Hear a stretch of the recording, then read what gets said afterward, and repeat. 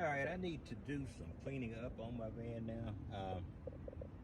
A while back, I showed you guys two folding panels, but one of the folding panels blew off. It took me a week or two to get it until in the meantime, I had another panel screwed down in here, a 100-watt panel that I had that's down in this area. So I still had 260 watts on this side, but since I put this back and now it flips down, it's 320 watts. Not that I put it because of that, because I want to keep it uniform on both sides, at least to a degree. See, I had this Velcro down here for a purpose of attaching something. So I'm gonna have to get a pair of pliers and pull all that off. And then I'm gonna have to get some turpentine and some cleaner and try to make this van more, it's never gonna look good. Let's just say more and not looking horrible. So I had some Turpenoid, which is some turpentine brand or type, or I got it off Amazon. So what I'll do is I'll slap on my COVID mask and go over and get some turpentine from Lowe's, which is nearby, pretty soon. Over here on this side, this is the panel that's been here for a while, and you see these bolts, these little black bolts are rusted. I shouldn't expect them to have any kind of protectant, so I'm going to get some spray and spray those bolts down to maybe stop them from rusting. That's basically holding this panel down. And you see this is a flip, so it can flip back. I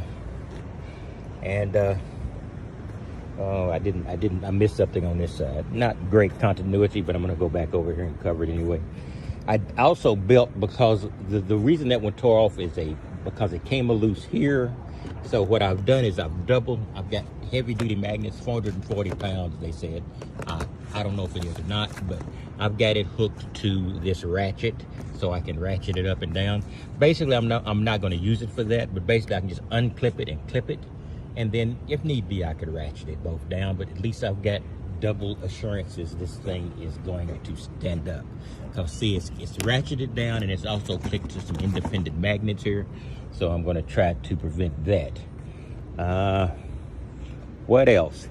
God, I've got to go get turpentine. I'm gonna show this before. You see the before, and I'm gonna show you the after at some point when I get that turpentine and begin to do it. But I think that's gonna be a long process. Going around the other side now. And even this Eternabond tape, you see it's beginning to pull off here, this 50-watt panel, which, considering the amount of solar I've got on, it's not really impressive. But I just leave it there for a while just to make a somewhat of a continuity. But even the Eternabond will slip when you've got it.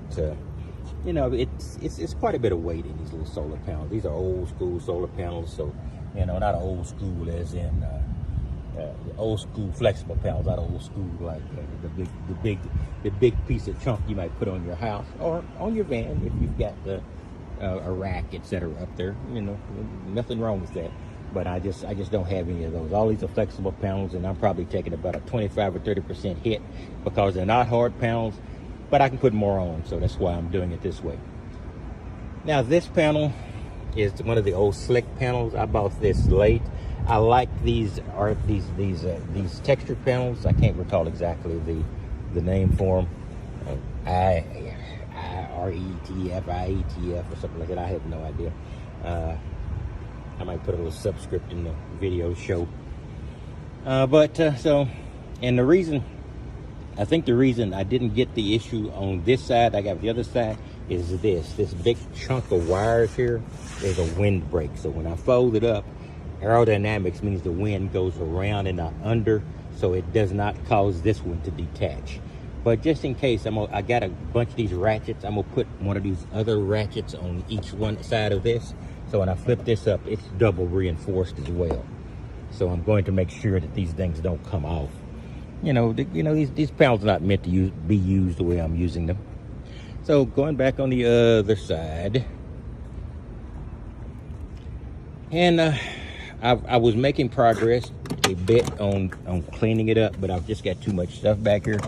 So now I've got some canvas. I probably need to get some canvas, plastic tarp. I need to get rid of. I don't know why I keep calling it canvas. At least I have room to walk down here now. But I've still got stuff on either side. I've got to do my laundry today. It's hard to get the change unless I go by the bank, and I need to go by the bank. But this is 4th of July. Well, the day before the 4th of July. All the banks are closed, so I can't really get that done today. What else have I got here? The Transformer Blue in the place I've been staying for the last couple of months while I got everything together and while I was, sheltered in place for the COVID, and it blew, went off like a bomb, and we lost the AC in the apartment, but it's sealed enough so I could have stayed in there. But I came out to the van to test it. It was 99 in this van, I think, or 90 in the high 90s when I got in here. Remember, the van is always hotter than the outside. It was not near 100 here. It was in the 90s, mid to low 90s. But in this van, it's a big tin box. It gets hotter in here. So I turned on the AC.